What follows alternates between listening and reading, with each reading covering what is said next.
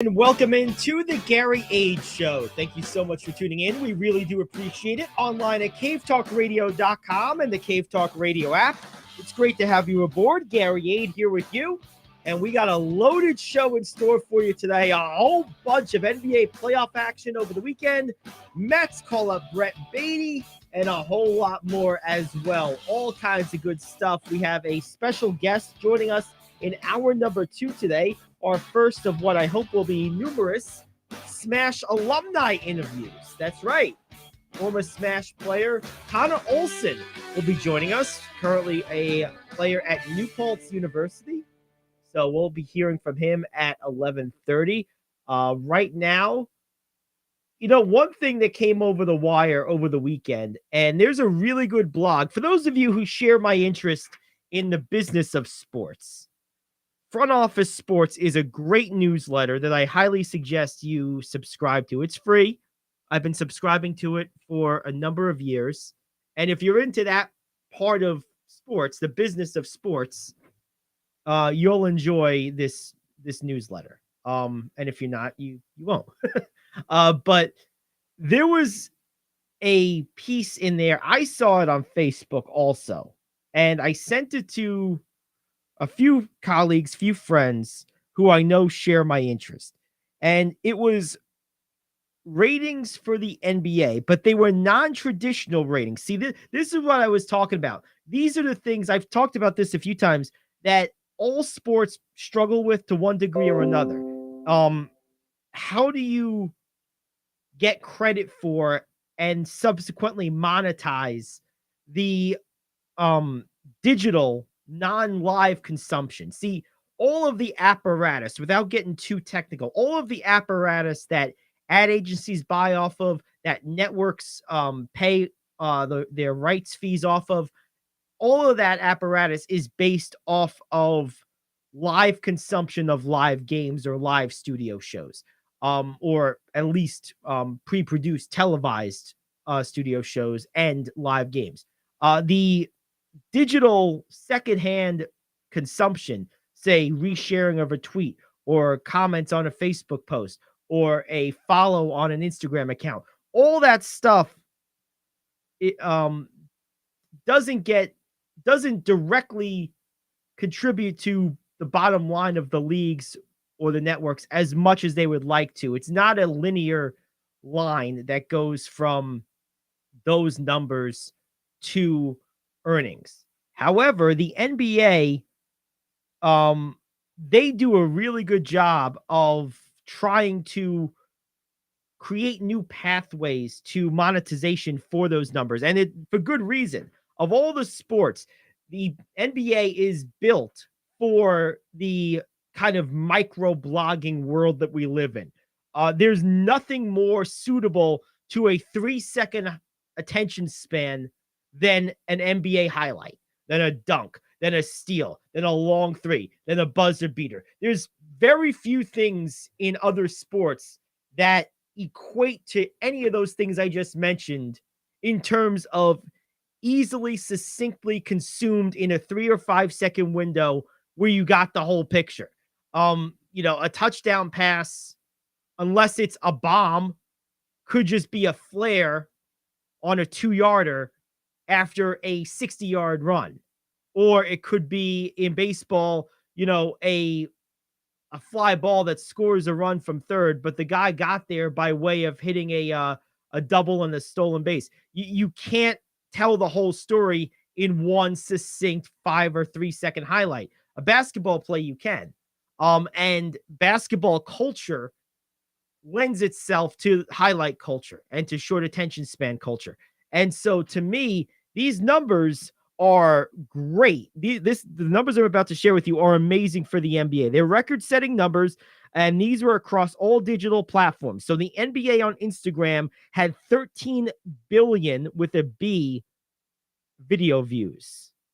And that was higher than any other account on the entire platform, meaning the NBA did better than anyone else with a Instagram account. Anyone, any brand, anything. That's amazing. Then there was 32 billion NBA video views across all platforms. That's the big number. Then on YouTube, there were 12 billion lifetime video views. And they're the first pro sports league to reach that milestone. So for once, when we're talking ratings and we're talking numbers, it's not the NFL, it's the NBA. That's right, 12 billion lifetime video views. This supports what I've been saying, right? It's consumption of highlights, consumption of short form content. The NBA is made for this. This is how people consume things. And that fact that they are the first pro sports league, not the NFL, but the NBA, to achieve that milestone speaks to that. And lastly, you have 1 billion video views in the NBA app. And that was triple last year's total. What does this all mean? It means a couple of things. One, this often parroted idea that the NBA is somehow fledgling and falling behind and it's not what it used to be and it doesn't have fans anymore. That's a bunch of nonsense. You hear this in a couple of corners of the internet. You hear this in a lot of NBA groups on Facebook, which are largely occupied by basically Jordan worshipers and people who haven't really been NBA fans in 25 or 30 years, who claim that they are, but they can't watch today's product because it's not good enough, blah, blah, blah. You have that crowd, and then you have the a lot of the political right, and of which I often identify. But in this particular case, I definitely don't agree with them on this, which is the NBA is not some watered down product. It's different. There's some things that, sure, if I could cherry pick a little bit from this time period, a little bit from that time period, a little bit from today, yeah, I would do that. Anyone would. But the product itself is fantastic. The talent level in the league right now is amazing. And it is a great product. And these numbers speak to it because you have to program, you have to build for what people currently want, not what they wanted 30 years ago. And the people that still want what you had 30 years ago, it's hard because consumption habits are different. Tastes are different. It's hard to be something for everybody. But the bottom line is you have to have a good product. You have to have good talent. You have to have big names. You have to have storylines. And they got that right now. And those numbers prove that. Then the second thing that they show is that in the new post-cable, post-live appointment viewing world that is beginning to unfold. It's not quite there yet, but it's getting there rapidly. The NFL might, for the first time in decades, have a significant challenger in some aspects of their total domination of sports in this country. And not all across the board, but I think in certain areas, digital distribution, maybe even in some aspects of betting, not overall, but maybe in certain aspects of betting, maybe live game betting, for example, or player props, things of that nature. The NFL might, for the first time in the form of the NBA, because of its agile use of digital media and its early adoption of different technologies, and the way it just lends itself to this type of short form consumption, the NFL might, for the first time, have a real challenger in some areas. Because the NFL, the reason it's dominated for so long is the same reason the NBA is dominating these numbers. Sometimes it's just a fit. The NFL is just a fit for live television appointment viewing because it's largely 1 or 2 days a week, and it's pretty much a short period of time during the year. There's a finite number of games. Everything feels like an event. So that's lent itself over the years to live consumption, which has been, up until now and still to this point, the dominant mode for monetization and distribution. Now, with the emergence of on-demand content, the NBA is more custom built for the on-demand short-form consumption habits of today. And so that, I think, is going to be the first sport to challenge the NFL in certain arenas over the next several years in terms of dominance with certain metrics on certain platforms. I think we're going to see that. I think we already are. Those numbers show it. Look, that Instagram one is really telling. Of all the numbers we've shared here, that's the one that is most telling to me.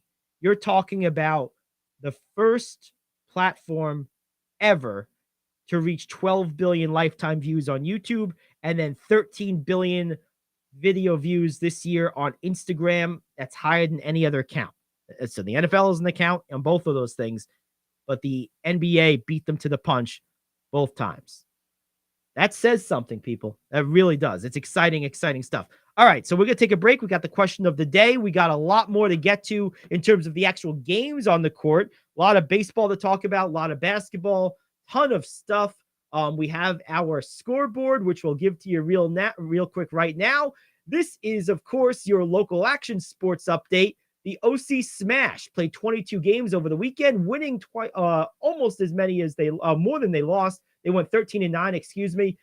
So they went 13-9 over their 22 games. They were led by their 9U squad, which went 4-0 and won their tournament championship. The 10U squad and the 12U Navy squad both went 3-1. The 12U winning another championship.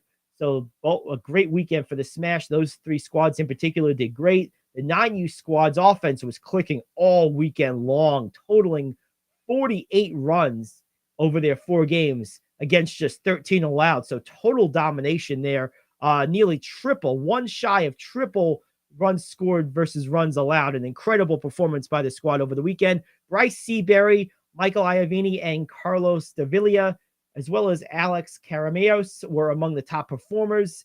They were among a long list of players who contributed to the offensive explosion over the weekend for the 9U squad. Other top performers across the organization included Ryan Tompkins, Mason Cross, and Michael Febby of the 10U squad. Tompkins especially had a monster weekend, totaling 10 RBIs, 5 runs, and 5 hits across his team's 4 games. And the 12U Navy squad, as I mentioned, played really well too, going 3-1. They had a multitude of players contribute across their 4 games. Connor McHale, Byron Brach, and Alfred Fusco among them. And there was just a great, great performance from everyone all across the board. Good job by the Smash this weekend. Way to go, boys. Way to do us proud. And that will do it for our local sports action report. Back after this with the question of the day here on the Gary Ayd Show on The Cave. Is now officially home to the home run of our favorite beverage, Days Coffee. Days' patented blend contains approximately 85% less caffeine than other coffees, which makes it better for you, yet unlike decaf coffee, still gives you that great pickup and tastes amazing. Formulated by a retired cancer pathologist, Dr. Grant Lee, Days Coffee is fermented with a patented enzyme that until now required a complex and thus expensive sourcing and production process. With Dr. Lee's formulation, this enzyme's great health benefits can now be brought to your cup quicker, easier, and cheaper than ever before. Here's how you get a hold of this game-changing cup of joe. Go over to radioonlydeals.com and get a $4 gift certificate to Days Coffee for just $2. That's radioonlydeals.com to buy your single-use digital gift certificate for Days Coffee. Radioonlydeals.com. That's radioonlydeals.com. Enjoy the preferred coffee of the Gary Ayd Show. Enjoy Days Coffee. Baseball's popularity has been on the decline for years, and some say the sport is more dead than it is dying. I am KO, back in 1 minute with your sports question of the day. You don't sit behind a desk every day to earn a living. You're out and about making it happen. And sometimes you get a little bit behind on your paperwork, like bookkeeping and paying your taxes. It's easy to get behind on paying your taxes. It happens to the best of us. And you know what happens next. The big bad IRS comes knocking on your door. And when that happens, you need to call the good old boys at the Tax Doctor. Let them do what they do best. Deal and negotiate with the IRS so you pay the lowest you can in back taxes that the law allows. We are a 100% U.S.-based company, and we've saved our clients millions over the years in back taxes. If you owe $10,000 or more in back taxes, call my friends right now at the Tax Doctor and learn more. 800-368-1307. 800-368-1307. 800-368-1307. That's 800-368-1307.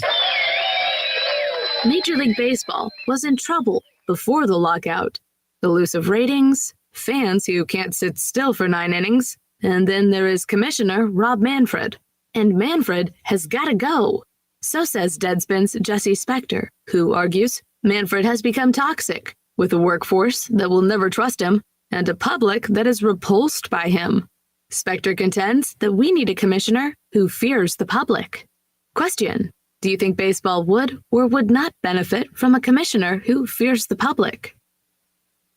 I think all of corporate leadership in America, save for a handful, could benefit from a leader that, quote, fears the public. I also think there's a reason there's basically no leadership like that in all of corporate America, including in major sports. The reason for that is simple.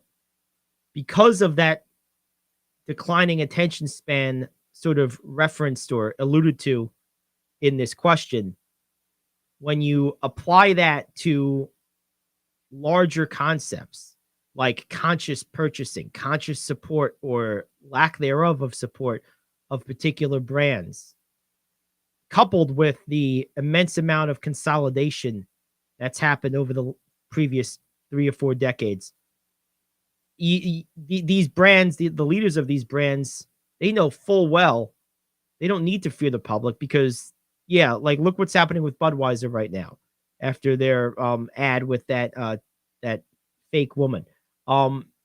They are getting beaten up right now. Does anyone realistically think that will be happening 6 months from now, a year from now? You think people who have been drinking Budweiser for 30, 40 years will suddenly never drink it again? You think new people who are, becoming drinkers for the first time won't drink Budweiser because it's cheap and readily available just because of this? Like, do you really think people will sustain what they're doing right now? Right now, yeah, they're feeling it. But their bet, and I would bet they're right, is that this will blow over. People don't have the ability in mass numbers enough to stick to something long enough to induce the fear that you want to induce. People will have this little surge of conviction while something's fresh and in the news and new and exciting and, rah, rah, rah, stick it to the man. But yeah, do that for 6 months. Do that for a year. Do that for a lifetime. Not going to happen. And therein lies the problem. This is why there are no public fearing leaders in baseball. There are no public fearing leaders in business because there doesn't need to be. The public is not organized enough, not principled enough, and not disciplined enough with a long enough attention span to wield the considerable power that lies dormant in its masses. It's just not. I mean, because for one thing, think of it like this. Would you really know what not to buy and drink if, say, for example, you wanted to boycott Coca-Cola? Okay, yeah, Coke and Diet Coke are pretty easy. You might even know Sprite. But there's so many other products out there that they own that fall under their corporate umbrella. And oftentimes there's even a level above them. So you really have to, before you can even forget just having the discipline not to buy the products, before you could even try that, you have to have the intentional forethought and the dedication to go online and research, well, what products do they actually own? And then you have to boycott them. And then enough people have to do that for long enough for them to care. This is why it's hard. And this is why baseball probably won't get rid of Rob Manfred because they don't need to, because he is protecting the interests of the owners. For all these baseball's dying and baseball's dead and the fans don't care and blah, blah, blah. They continue to make money. They continue to have their franchise values appreciate at rapid rates. And the truth of the matter is, while maybe those numbers that I believe they weren't specific, they didn't give specific numbers. I can only infer and guess that the basis for that claim that baseball is dead or dying is live stadium attendance, which has been declining in most markets for some time. We know the crazy story of Oakland right now, for example. But consumption on television is pretty healthy. Consumption in other areas is growing. Merchandising is healthy. So there's other areas. Look, I think baseball needed to make the rule changes it made this year.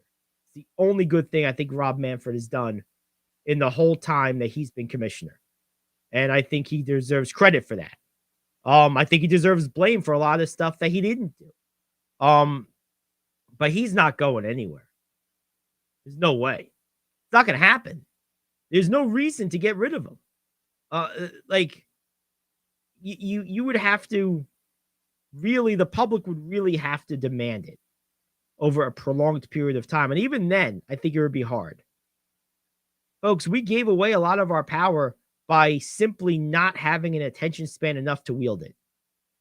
We can get it back just as easily. That's the good news. But if you want to affect change, there has to be enough of you to agree, enough of us to agree on something. And then enough of that group has to be disciplined enough and committed enough for long enough to execute it. And then it will happen. I mean, Budweiser, getting back to the Budweiser example, they released a pro-America commercial trying to walk this back. See, they're refusing to apologize still.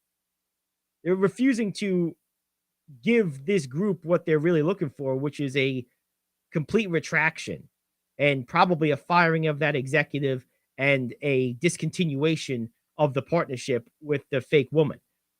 That's what the group that's protesting and boycotting is after.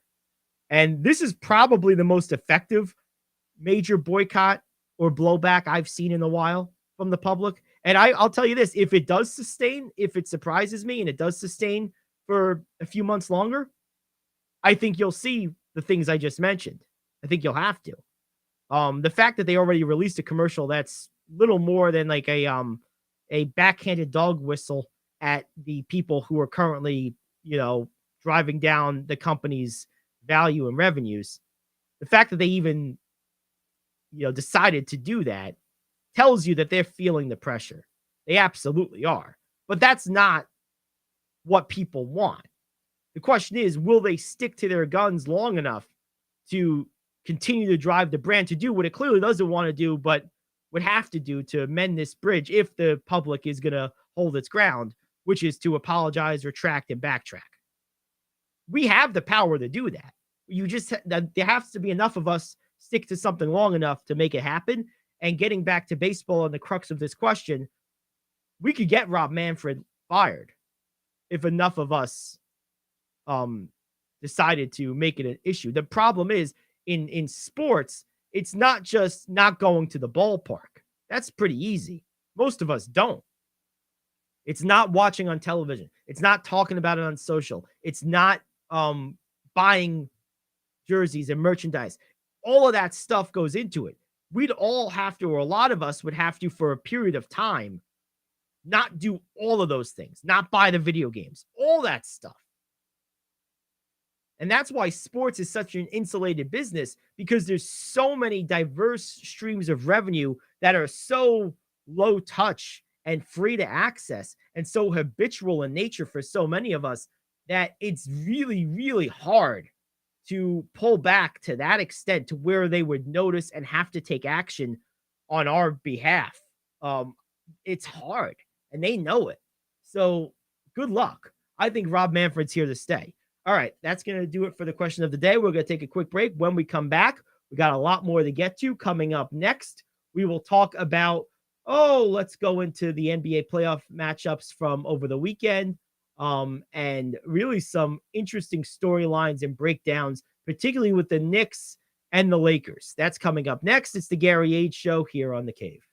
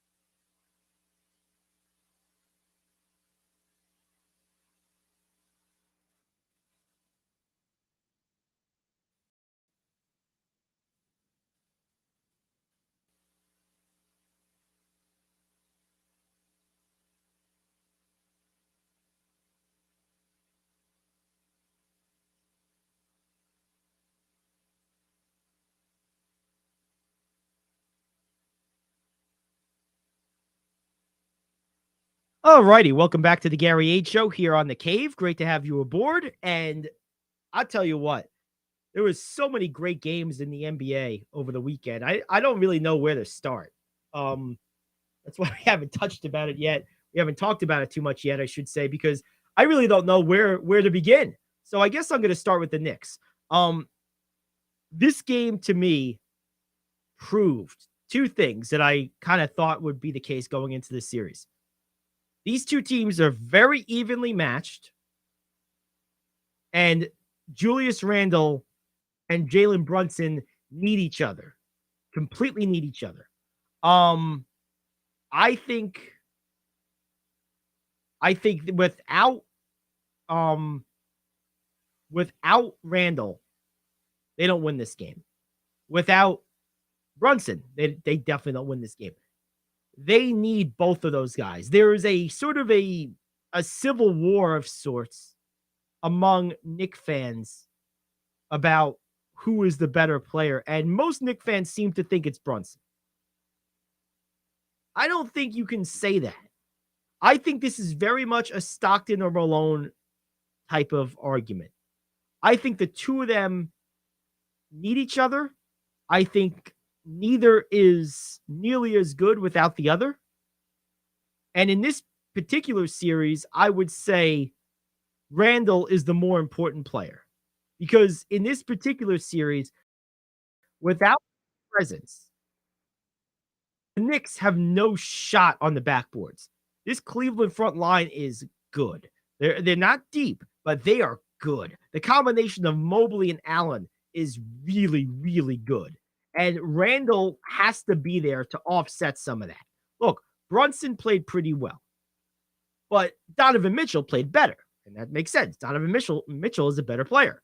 But Randle offset a lot of the damage done by Mobley and Allen with his 19 points and 10 rebounds. Mobley only had 8 points. He did have 11 rebounds, but only 8 points, 4 of 13 from the field. Mitchell, we mentioned him. We'll get to him in a second. Allen, 14 points, 14 rebounds. Imagine if Randle wasn't there to give you 19 and 10. Mitchell Robinson, he did almost nothing. 6 points, 8 rebounds, didn't block a shot. That's not good enough. You need Julius Randle, particularly if Mitchell Robinson's going to play that badly. You need him. Now, Brunson was the leading scorer for the Knicks, 27 points.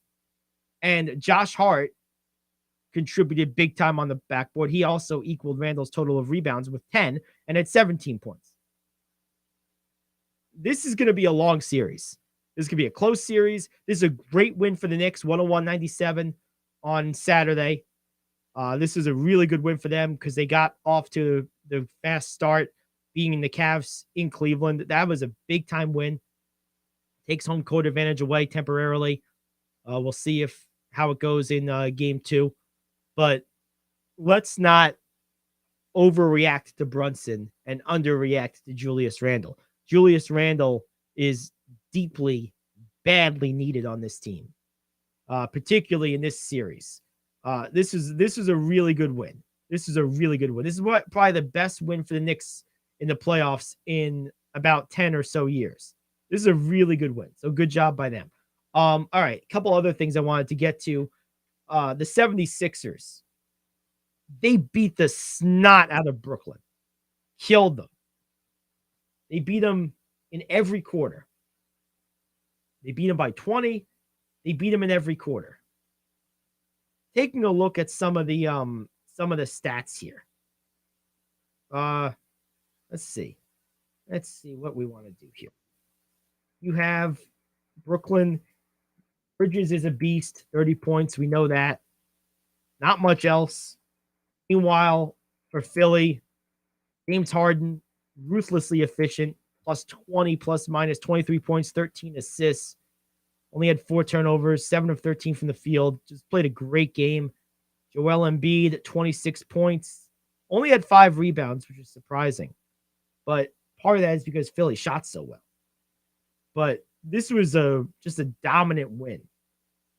No one's going to stop Joel Embiid. But if Nick Claxton can only manage 5 points. It's going to be a long, long series. I think Brooklyn's out of this thing in 5 games. I really do. Maybe 4. They might get swept. They really might get swept. I think Philly is just so much better than them.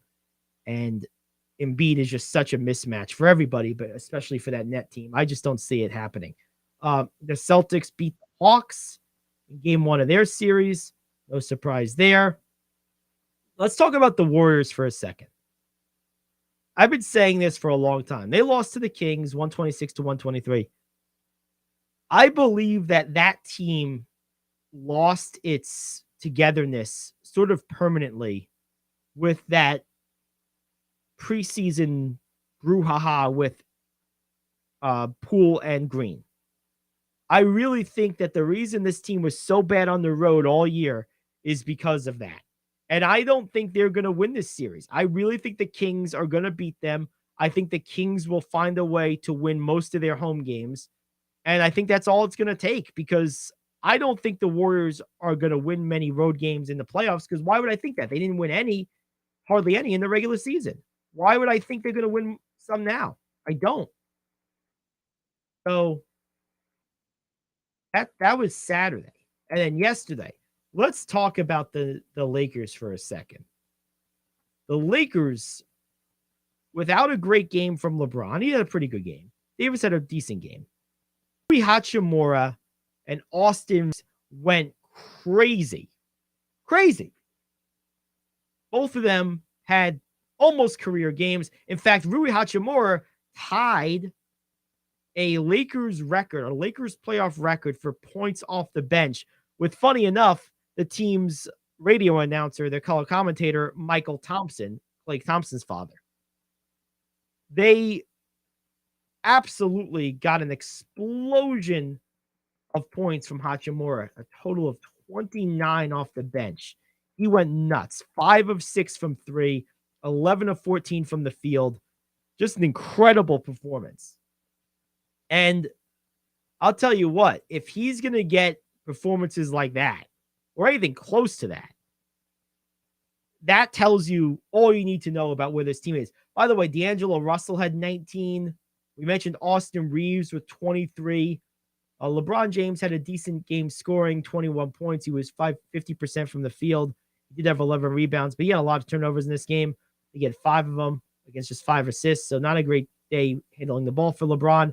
Davis, 22 and 12. 7 blocks for Anthony Davis and 3 steals. Dominated defensively. You got a little scare there. He had a little stinger in his arm. I guess he's okay now. I'll tell you what, this Laker team, in my opinion, is a championship contender in the Western Conference. This is a wide open conference. It's anyone's conference.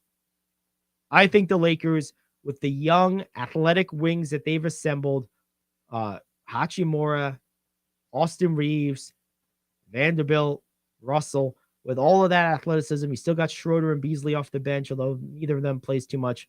Walker totally fell out of the rotation, which I don't agree with.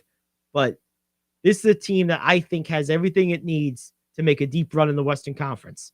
Ja Morant did get hurt in this game, and that's certainly a huge factor.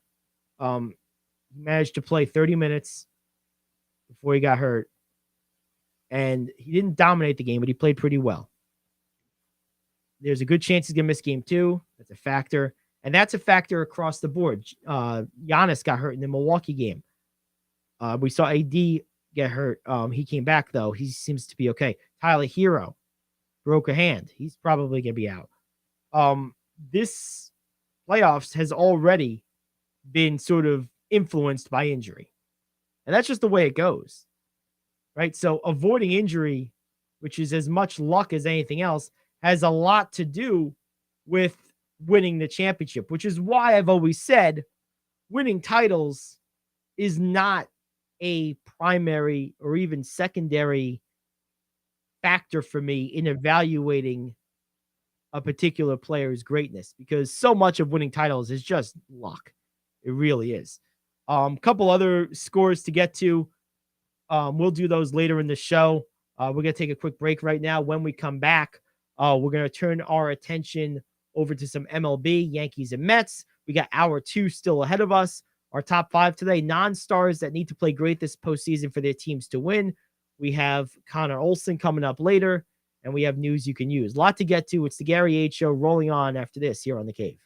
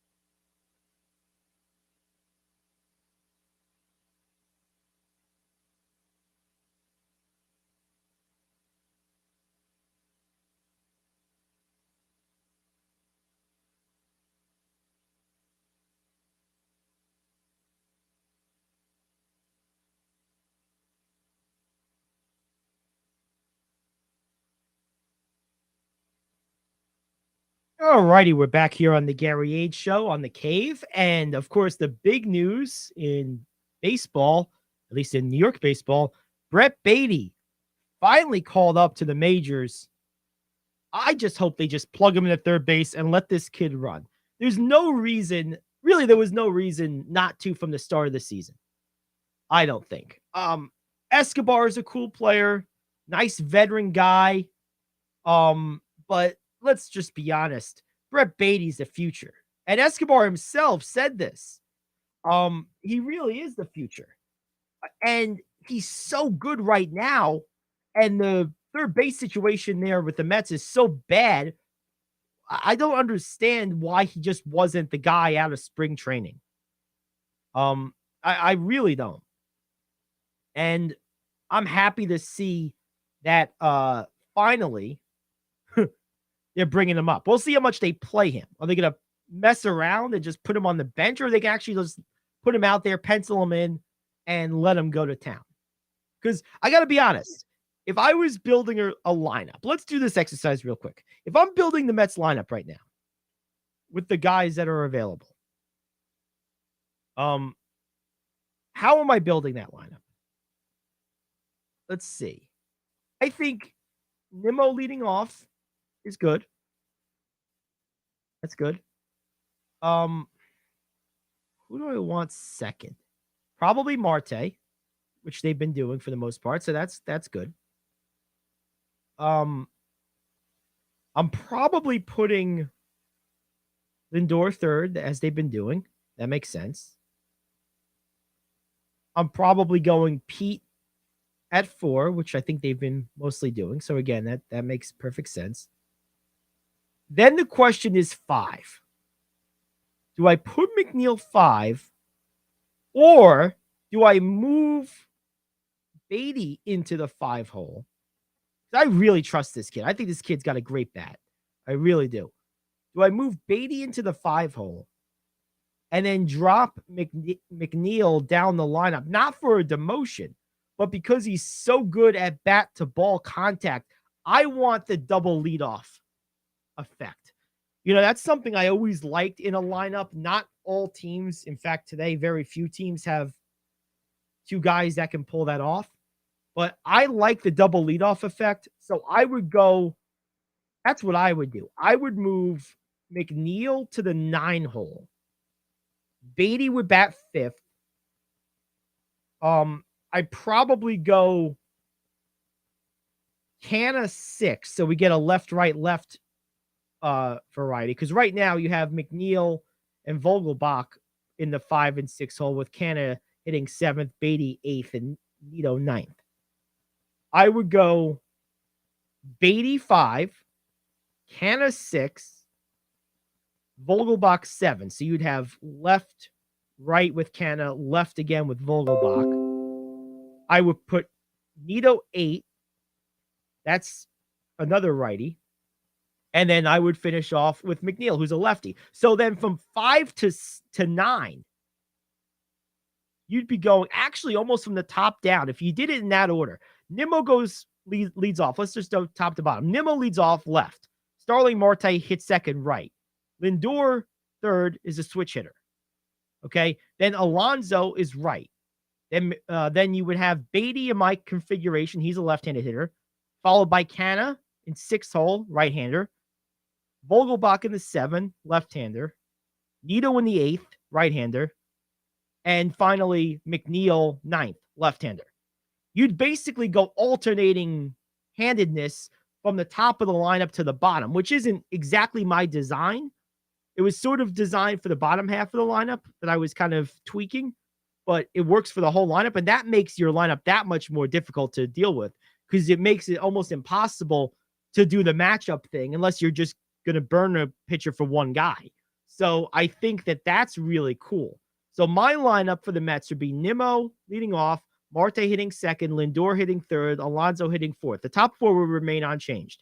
Where I make changes is the 5 hole. Right now, McNeil hits there. I would move Beatty into the 5 hole. I would move Vogelbach down to 7 and have Canna at 6. So it would be Beatty at 5, Canna 6, Vogelbach 7, Nito I would have hitting 8th, and McNeil double leadoff in the 9 hole. That would be my lineup for the Mets. I think that would be their optimal lineup. Right now, it's projected that Beatty is going to play, which is good. They're playing tonight against the Dodgers, which is probably not good. The only guy with any real experience against the Dodgers pitcher is Mark Canha, who has done pretty well against him. He's gotten 2 hits and 5 at-bats. Only Vogelbach and Nimmo have had any experience against him at all. So that's interesting. Meanwhile, Freddie Freeman has played a lot against David Peterson, but not done very well. He's gone 3 of 12. Miguel Rojas, the Dodgers shortstop, has done well against him, 5 of 9 with a home run. JD Martinez has not done well, 0 for 6. And those are the 3 guys with significant batting experience against today's Mets starter, which is David Peterson, who has not been good to start the year. He's 0 for 2. He's walked 8, and he has almost a 5 ERA. And his opposition batting average is 328. So not a good look. Let's take a look at the Yankees. What did the Yankees, by the way, the Mets come into this game, in case you're wondering, they are 10-6. The Dodgers are just 8-8, folks. But they're the favorites tonight at minus 162. Over under is set to 8.5, which is about a standard number. I probably wouldn't touch this. I'd probably be looking at player props only in this one, to be honest with you, or bet the Mets. I think that's a good value for an underdog. You're getting pretty good value there. That's a good underdog, I guess, is what I'm trying to say. Let's take a look at the good old Yankees. Are they even playing today? I think they might be off. I know they had an off day coming up. I couldn't remember if it was today or tomorrow. I think they're off today. Yep, looks to be the case. Okay, there you go. So, no Yankees today. That's okay with me. I knew they had an off day coming up. I couldn't remember. Got kind of crazy this weekend. My mom's up for a visit, so been kind of doing some other things, not as locked in as I normally am. But the Mets play today against the Dodgers. That should be a lot of fun. Yeah, so that'll be good. One thing that I did want to say, been kind of waiting to make this announcement till we had a better sense. It was still kind of not final with this. This is something that will be subject to change if things do change. But for the time being and for until further notice, it appears I will remain a solo host. Unfortunately, my partner, Rich Anselmo, has some vocal cord damage, probably not fully reversible. So it looks like he's going to be limited to occasional smaller pieces of on-air work, maybe reading headlines or the top five, and then he'll be involved with the station behind the scenes, helping me with some of our promotions and running some of our ads and whatnot. But unfortunately, it looks like he is not likely to return to his previous full-time role as co-host. But he's still going to be very much involved with the team here. So I did want to make that announcement today. That's been kind of behind the scenes going on for some time. So anyway, there we go. So, all right, let's take a break. We'll come back. We'll continue on. Hour 2 around the corner, the Gary Ayd Show here on The Cave.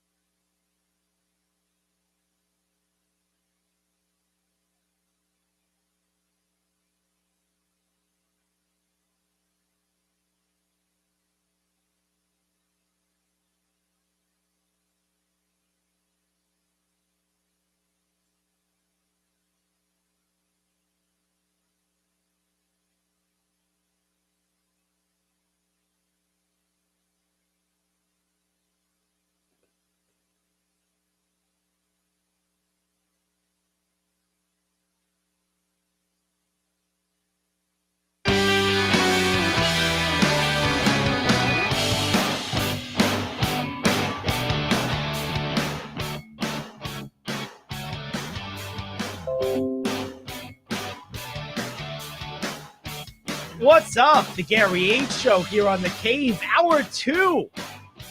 CaveTalkRadio.com and the Cave Talk Radio app. It's great to have you aboard. We have Connor Olson from the OC Smash joining us in about 30 minutes. It's going to be really cool.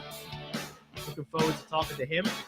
Co-captain of the New Paltz Hawks baseball team. I almost went to New Paltz coming out of high school. Ended up in Oswego, but I did almost go to New Paltz. So cool stuff there. All right, well, let's go ahead and dive into today's top 5, shall we?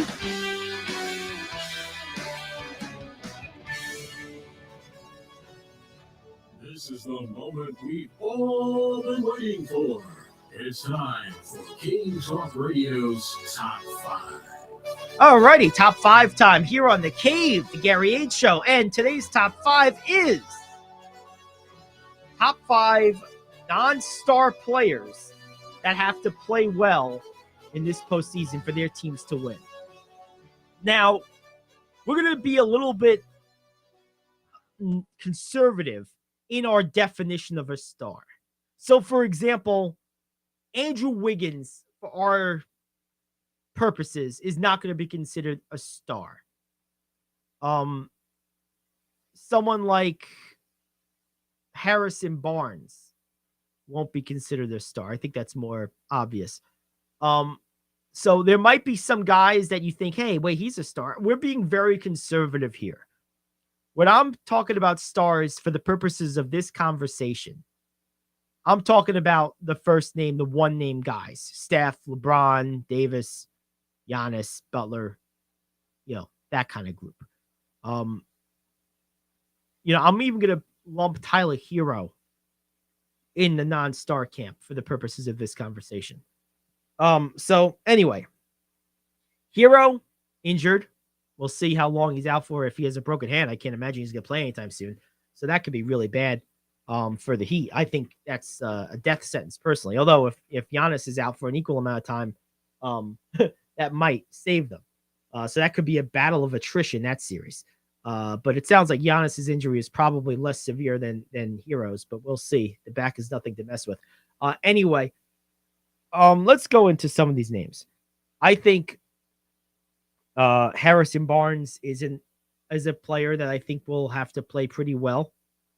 He's the only guy on the Kings that has playoff and championship experience, ironically enough, with the very Warriors team they're trying to dispatch in this first round. And that team otherwise is devoid of such experience. The other exception would be their coach, but as far as players, they don't have a lot of playoff experience, hardly any. So I think he's really important to them this whole playoffs. Another guy that comes to mind is Tyler Hero and Kyle Lowry. I think the Heat are going to need to squeeze offense out of everybody they can squeeze offense out of to have a chance. So I think that's going to be really important. I think Josh Hart of the Knicks is a big name, a big role player that I think really needs to play well. We saw it in game 1 against Cleveland. I think they're going to need a lot from him. I think another player in the same series, as a matter of fact, for the other team, that's going to be important for their team's success is Karis LeVert, former Net. I think he's going to be really important. Looking at some other series, I think Aaron Gordon is going to play an important defensive role, perhaps, for the Nuggets. I kind of forget about him sometimes. I shouldn't. He is a very athletic wing. I think they probably need more. Let's see. Who else? Looking at the Lakers, clearly Rui Hachimura and Austin Reeves are very key to their success. We saw it in game 1. They were the best players on the court, particularly in the fourth quarter, but Hachimura really the whole game. He was certainly the best offensive player in game 1. Davis is probably the best guy on defense. I think the Clippers are going to need something from Terrence Mann on a consistent basis to go as far as they need to go. I think he's really important. Boston, I think when they get to play Philly, assuming they do, are going to need Robert Williams to really step up. I think he'll be very important. Particularly against Philly because of Embiid's presence. So there's a lot of guys. That's the thing. And this is again why NBA playoffs are so cool and also so difficult, because it's not just the stars. You need these kind of guys. For every Michael Jordan, LeBron James, Kobe Bryant buzzer beater, there's a lot of Jim Paxson, Steve Kerr, Derek Fisher, Robert Horry, Mario Elie. It's a lot of these guys hit big shots. Devin George, Sasha Vujacic.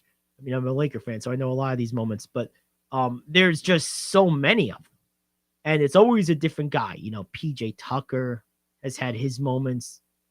You need these guys. PJ Brown, back in the day for the Celtics, helped them win their title. There's just so many of them. And I think that if you're a real fan of the NBA, you understand the importance of role players. That's why a top 5 like this is kind of fun for me, because I love the sport. It's my favorite sport, always has been. I love the individualism of it, but it's still a team game. And you need those role players. And having been a role player myself, I understand the impact that they make.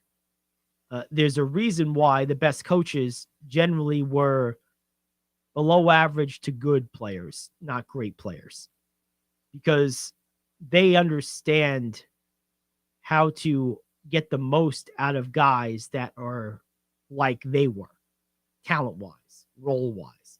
And I think that that really moves the needle with success.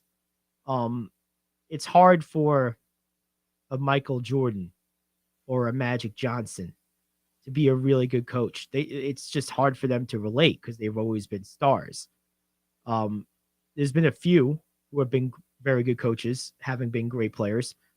Jerry West and Larry Bird come to mind in basketball. Joe Torre comes to mind in baseball. He was probably should have been a Hall of Fame player. Very close. But there's not that many. It's a pretty short list. And there's a reason for that. But getting back to the question at hand, top 5 role players, non-stars, that will need to perform well for their teams to have success in the postseason this year. I named a bunch of names. Let's put a couple of them to paper now. I think Harrison Barnes is definitely one of them. We'll rank these next. We'll do this in a 3-step process. So we're going to get our final 5 here, and then we'll put them in order. So I think Harrison Barnes is certainly one of them. I think Jaren Jackson, if we don't count him as a star, is definitely another, although I kind of do count him as a star, so I'm not going to count him. So we're going to go Harrison Barnes.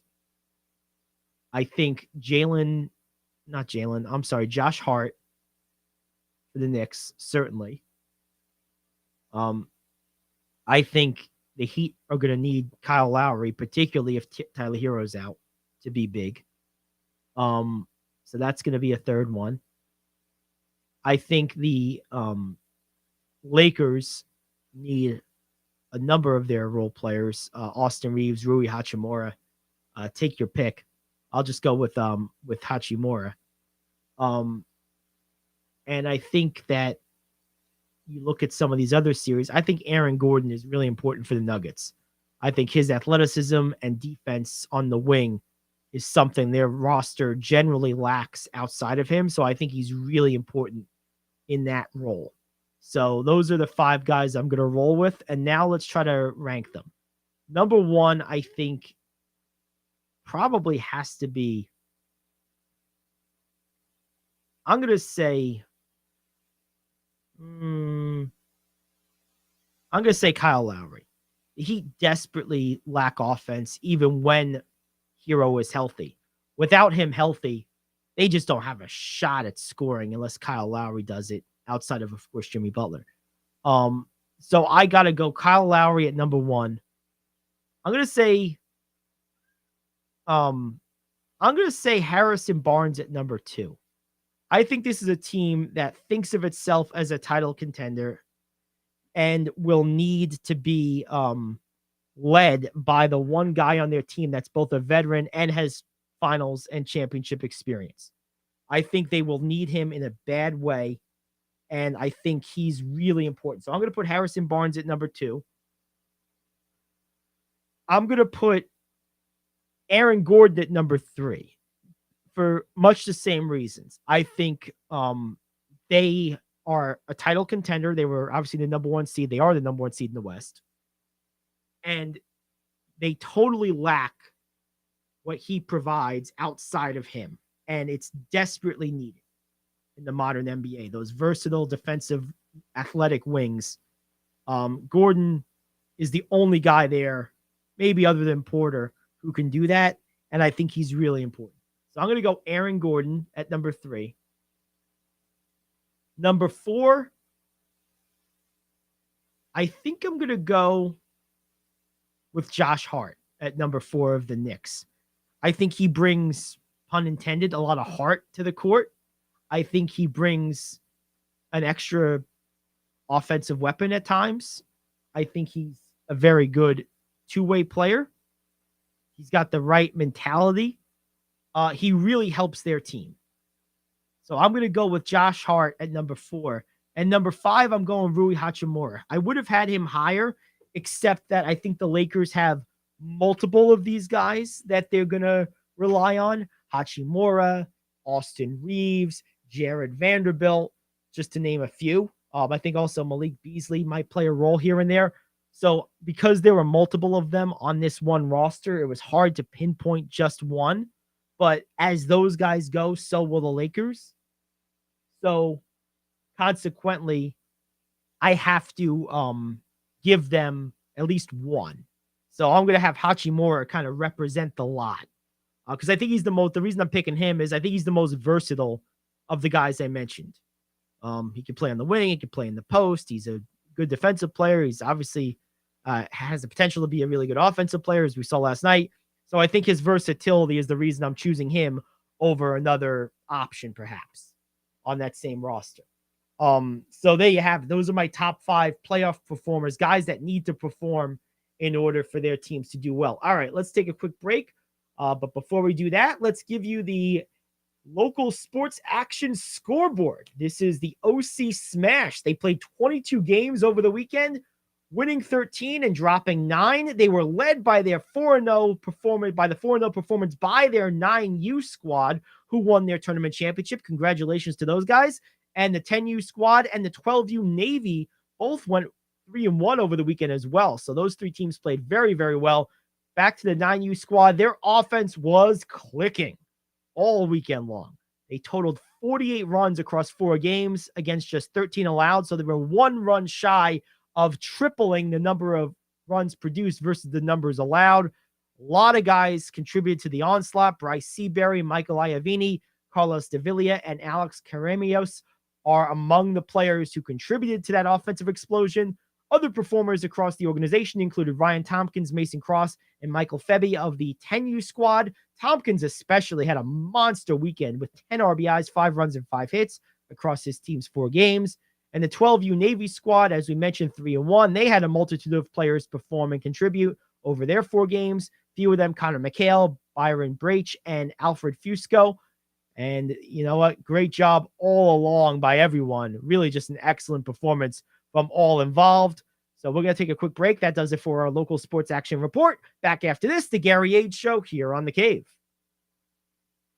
Coffee Lovers Middletown is now officially home to the home run of our favorite beverage, Days Coffee. Days patented blend contains approximately 85% less caffeine than other coffees, which makes it better for you, yet unlike decaf coffee, still gives you that great pickup and tastes amazing. Formulated by a retired cancer pathologist, Dr. Grant Lee, Days Coffee is fermented with a patented enzyme that until now required a complex and thus expensive sourcing and production process. With Dr. Lee's formulation, this enzyme's great health benefits can now be brought to your cup quicker, easier, and cheaper than ever before. Here's how you get a hold of this game-changing cup of joe. Go over to radioonlydeals.com and get a $4 gift certificate to Dave's Coffee for just $2. That's radioonlydeals.com to buy your single-use digital gift certificate for Dave's Coffee. Radioonlydeals.com. That's radioonlydeals.com. Enjoy the preferred coffee of the Gary Ayd Show. Enjoy Dave's Coffee. Do you want to save money on your next flight? Then pick up the phone and call. That's right, call. Because the best prices are not online. They're with SmartFares. See, SmartFares has special deals with the airlines. When they have unsold seats, they use SmartFares to fill them. So you get airline tickets at crazy low prices. They have access to great prices and discounts at over 500 different airlines. Plus 300,000 hotels and rental car companies. Their prices are too low to publish online. With the extra money you'll save, you can book another trip or treat yourself to dinner or shopping. So stop searching all of those travel sites to find the lowest price on your next flight. Let one of our SmartFares expert travel agents find the best price for you. Call SmartFares today and get ready to see the world with a fat wallet. 800-370-2460. 800-370-2460. 800-370-2460. That's 800-370-2460.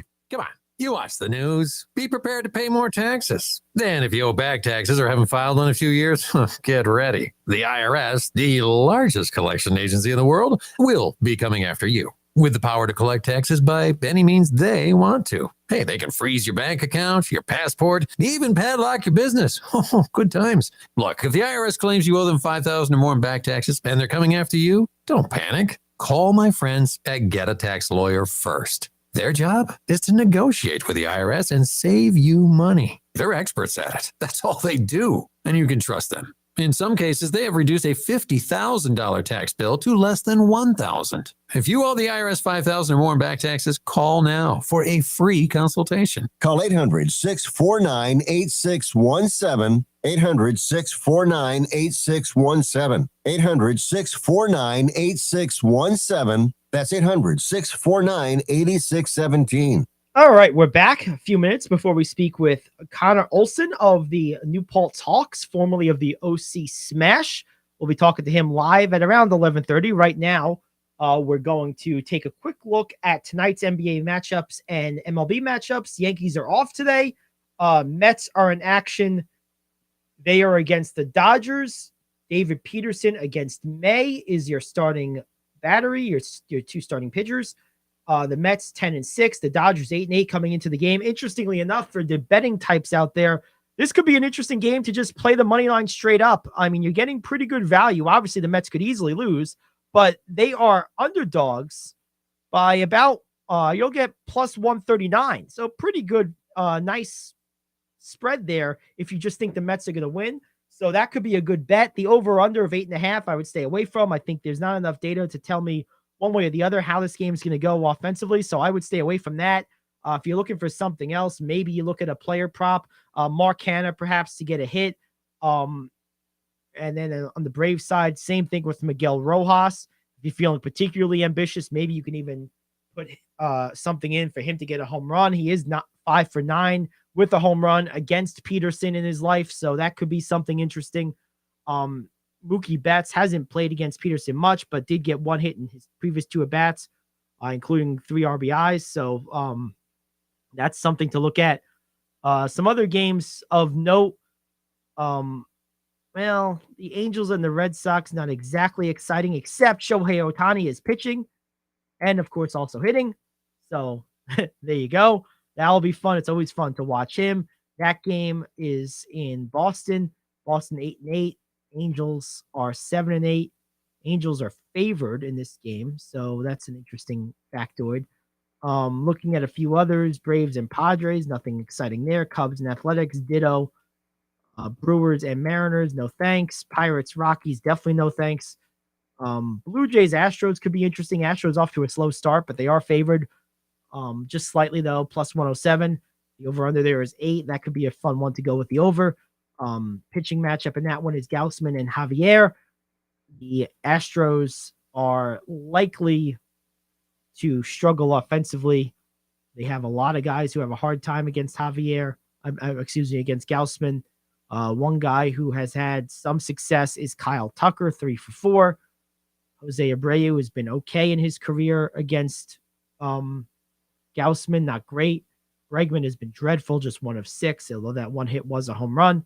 On the flip side, not a lot of experience for the Blue Jays against this Astros pitcher.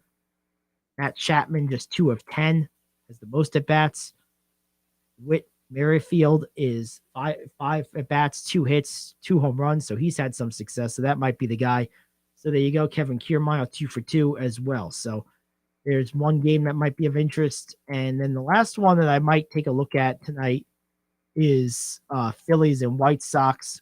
Phillies off to the terrible start, 6-10. White Sox, same record, far fewer expectations. Both of these teams, I think, were supposed to be better than they are so far. So we'll see if either one is able to right the ship. So there you have it. As far as NBA, a couple games tonight. We'll take a look at those. I tell you what, there were just so many games over the weekend. We didn't even get to talk about a lot of them. But tonight, you have the Brooklyn Nets taking on the Philadelphia 76ers. That's 7:30 on TNT. Philly leads that series 1-0. Golden State will travel to Sacramento to take on the Kings. That one at 10 o'clock. Kings up in that one, 1-0. So let's break these two down real quick. Let's start with the Eastern Conference game, the local game. For the Nets to win, they have to do a couple of things. They have to work a couple of miracles offensively. Philly's offense is beautiful to watch. It really is. You look at Embiid and Harden. They just play well together. For the first time in his career, I think James Harden really understands his role and is not trying to be Superman. And I love watching the way he's playing right now. He went from one of my least favorite players to watch to one of my favorite. He's engaged on defense. He competes on that side of the floor now. He's a very efficient offensive player, and he is really accentuating Embiid's scoring ability with his playmaking ability. So I really like the combination of Embiid and Harden. I think they're the best 1-2 punch in the NBA right now. I do. I think they're the only team, assuming Giannis comes back healthy, I think they're the only team that I really think has a good shot against Milwaukee. I've said all season, and I still stand by this. If Milwaukee wins, if Milwaukee's healthy, they win. And I think the winner of the Eastern Conference, which is likely to be Philadelphia or Milwaukee in my estimation, with Boston still having a shot, the winner of those 3 will win the title. I still very much believe that.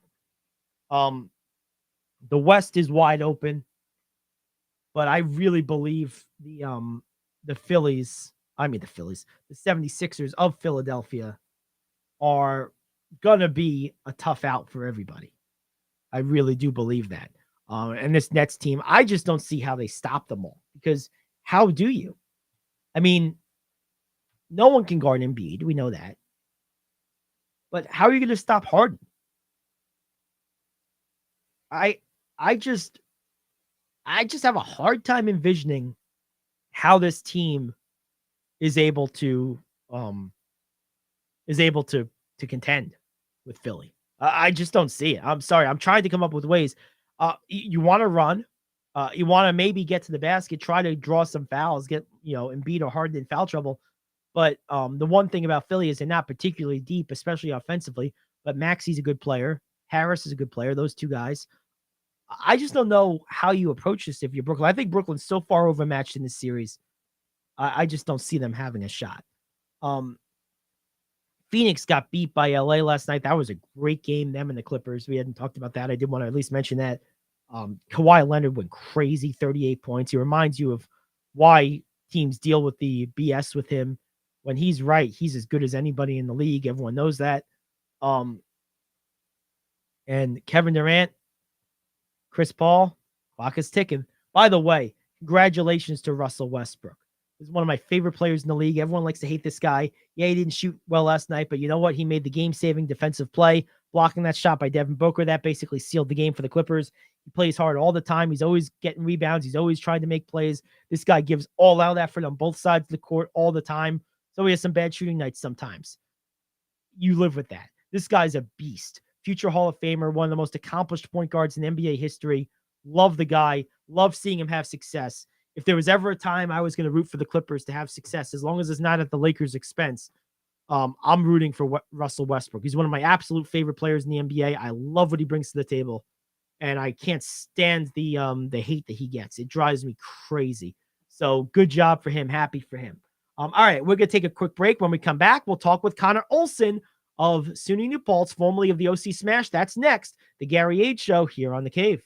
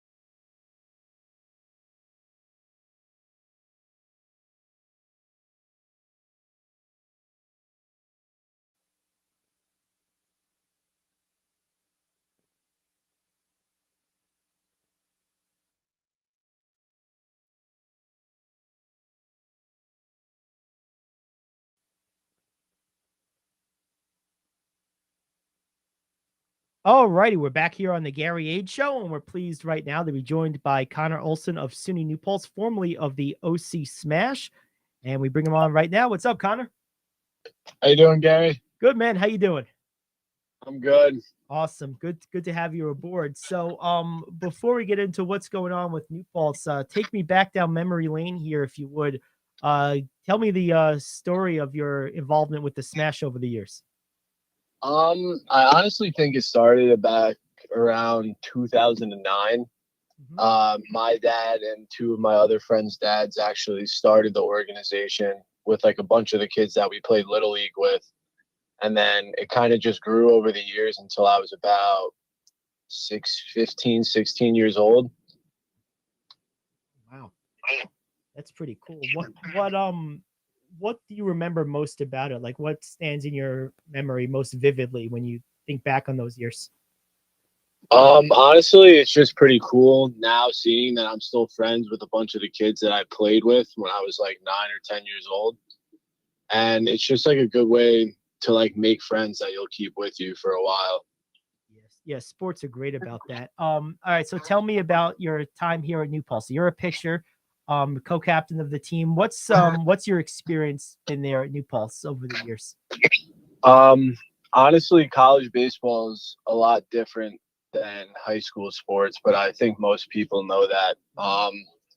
It's really true when people say that like you go to college and you play college sports, it's really just grades and sports. That's it. Playing college baseball, it's been a great time. Like I made friends that I'm gonna have for the rest of my life. And it also helps show you like a sense of like maturity when you're playing, because at the same time you're here and you're becoming like a man or a woman. But it's a great time. It shows you a lot of like life lessons too, just about like if you put in the hard work, you're eventually going to get what you want in the end. Yeah. No, I think that's well stated. I know my own college experience. I went to SUNY Oswego. In fact, I almost did go to New Paltz because I'm from Goshen, but I ended up going to Oswego. And my thing was I did a lot of internships and a lot of student media, and you absolutely get what you put into college. Is that fair to say? Yeah, What you put in. 100%. Yeah. 100%. Yeah. Tell me about the team. What kind of team you guys got this year?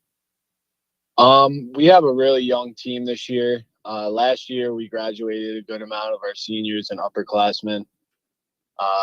So this year we're kind of young. We're going through a little bit of growing pains, but next year, I know I'm coming back for grad school and I plan on playing as well as like 3 or 4 other kids. Okay. That are seniors. And so this past year we had 17 freshmen come in. Oh man. So we're a young team. We have a couple freshmen starting, but the freshmen are good. But yeah, this year it's been a grind, but it's been fun, and we show like a lot of potential for next year. And even this year, we've been playing really close games against teams that have been perennial powerhouses in the conference. Who are the best baseball teams in the SUNYAC? I'm more familiar with the hockey and basketball side of things from my time at Oswego. I mean, Cortland is always number one. And so Cortland and Oswego are real good. And same with Brockport. Brockport. Those are really I don't even want to talk about Brockport. That's a sore subject for me. Yeah, that's yeah. We lost a lot of important games to them when I was a student at Oswego. I was the team broadcaster for a lot of the years there. So one game in particular, they just pressed the hell out of us, full court press the whole game. I felt like I was watching like an 80s game from like North Carolina. It was just nonstop full court press. And there was no one over 6'2" on their whole lineup, and we just couldn't score on them. It drove me crazy. Yeah, but those are the top 3 teams. Okay. They're the best pretty much every single year. That's pretty awesome. Now tell me about I know you're a business management major. What are your plans for grad school and beyond? So grad school, I'm gonna go to the business grad school here at New Paltz because they offer it as a one and done. Okay. So it's 1 year, and then after that I'll have my master's, and then after that I always was interested in like maybe like pursuing something in like working for like some type of sports association on like the business aspect side. Okay. But as of right now, my main post grad job is to be a police officer. Hey, there you go. That sounds good. Looking to do that locally, NYPD. What are you thinking? Yeah, locally. My dad was an NYPD cop for 28 years, but I think I'm kind of shying away of the city right now. I'm looking more towards Bergen County. Bergen County. All right, there you go. Good choice. Last couple of things for you. So you have one more year of eligibility after this. What's your kind of plan for the rest of the year as far as the baseball side of things go? Are you working on any new pitches, or are you trying to be more of a leader this year? Like, what's your role on the team this year as you see it? So honestly, my role on the year for the team is honestly just trying to make sure that to have a steady ship. We're going through a lot of growing pains, and it's frustrating, you know, like going out there sometimes and knowing that you guys could play better, but then you're young and everything like that. So it also helps kind of knowing like if we have like me and my other captain, Michael Bocarosa, like we kind of just like try to like keep everyone like a little calm, because it does get frustrating throughout the year. And like during the season, when you get to like this time, like middle of April, like you have a lot of games in a short amount of days. So it gets to be a lot. So it's just like the main message we've been saying to the team right now is kind of just like, just trust the process and everything's going to build up to what we want it to be. There you go. And I'll get you out of here on this. I know we were talking a little bit on Messenger the other day. Big sports fan you are. So give me some of your favorite players that you've watched over the years, whether it's baseball or other sports. Like just so baseball, I got to say, growing up, my favorite player was Mark Teixeira, because I was a first baseman, like when I played on Smash. And now, honestly, my favorite baseball player is probably Chris Sale because I'm a diehard Red Sox fan, but it's kind of hard. Chris Sale, huh? That's a good one. Yeah, I'm a Mets guy, so you gotta love Alonso. He's my favorite right now. yeah, I don't hate the Mets. So, well, we've never been good enough to hate. So, Yeah, exactly. But in like football and basketball, I know that I was talking to you about that the other day. Yeah. For football, I'm a diehard Jets fan, so you gotta love Sauce Gardner. Oh, he's the best. Yeah, and I like Breece Hall a lot, and hopefully we get Aaron Rodgers, so I'll love him. Yeah, well, that'll be good. They better get a quarterback. I'll tell you that right now. If they come into the season with Joe Flacco collecting Social Security and Zach Wilson being afraid of his own shadow, I don't like their chances. They got to do something. Yeah, I know. I try not to think too much about it. It gets me mad. I understand. I've been a Met fan since the early 2000s, so I suffered through a lot of years of Will Ponds with Jed Lowry's and Kaz Matsui's, and we finally have a real owner, so I understand that frustration. Yeah, but then with basketball, I'm a big Knicks fan. So there you go. Well, they're playing pretty well. That was a heck of a game they had yesterday. Yeah, I know. I'm excited for tomorrow. They play tomorrow. I'm a big Jalen Brunson fan. Yeah, a lot of people seem to like him. See, being a Laker fan, I'm a big Randall guy. He's my favorite player on the Knicks. Right. But I've been saying, and I'm just curious your opinion on this. I think those two need each other. I think there's this tendency to say who's better, but the truth is they're better together. Those two are a duo in every sense, in my opinion. Yeah, 100%. I mean, when Julius Randle's throwing up 30 shots a game and he's not on, I mean, yeah, it's rough. You got to have Jalen Brunson there. Yep. And then conversely, I think Randall's screening ability and rebounding ability makes Brunson's life easier. So I think they need each other. 100%. Well, good. And I think the Knicks are just really deep. Yeah. Yeah. Well, Josh Hart was a good pickup for them. That's just a spark plug that we need. That's like the heart of the team right there. Yeah, no, it's a good stuff. It's a good team. It's and this is a good matchup. I mean, these two teams are evenly matched. Either of them can beat either of them. Yeah, 100%. So, well, enjoy it. Have a good rest of your season, and thanks for taking some time with us, Connor. We appreciate it. Thank you for having me on. All right, man. Anytime. That's Connor Olson, formerly of the OC Smash, currently co-captain of SUNY New Paltz Baseball, going the business management route and the police officer route. So good job there. He's got a year of graduate school ahead of him, and another year of eligibility. So that's pretty cool. We'll take a quick break. We'll come back. We'll wrap things up. News you can use next. Gary Ayd Show here on The Cave. Coffee Lovers Middletown is now officially home to the home run of our favorite beverage, Days Coffee. Days patented blend contains approximately 85% less caffeine than other coffees, which makes it better for you, yet unlike decaf coffee, still gives you that great pickup and tastes amazing. Formulated by a retired pathologist, Dr. Grant Lee, Days Coffee is fermented with a patented enzyme that until now required a complex and thus expensive sourcing and production process. With Dr. Lee's formulation, this enzyme's great health benefits can now be brought to your cup quicker, easier, and cheaper than ever before. Here's how you get a hold of this game-changing cup of joe. Go over to radioonlydeals.com and get a $4 gift certificate to Days Coffee for just $2. That's radioonlydeals.com to buy your single-use digital gift certificate for Days Coffee. Radioonlydeals.com. That's radioonlydeals.com. Enjoy the preferred coffee of the Gary Ayd Show. Enjoy Days Coffee. All right, we're back here on the Gary Ayd Show. That was really fun conversation with Connor there. I enjoyed that quite a bit. Very, very cool. Love talking to other sports fans too. The last part was a lot of fun for me.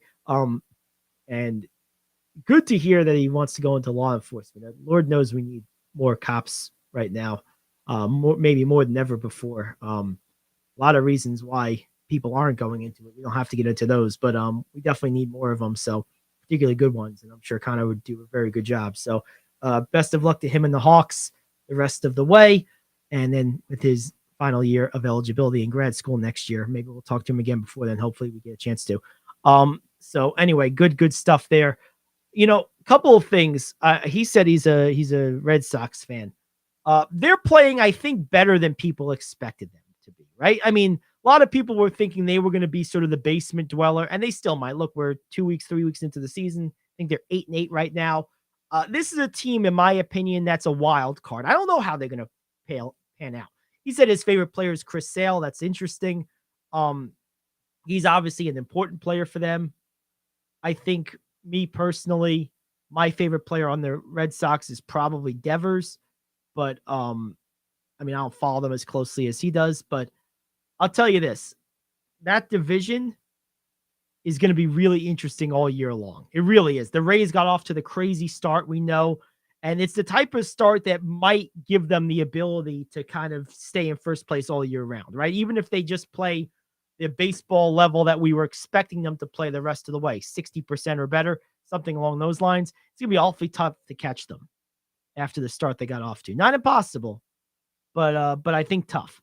And the Red Sox, though, right now, 5th in the division. So they are in the basement. But not likely. I don't know if it's, you can say they're likely to stay there or not. Because honestly, they're really, I don't know that they're any better or worse than, say, Toronto. It's just a weird team. They've not been good about keeping their people together. They've not been good about paying guys that they should have paid.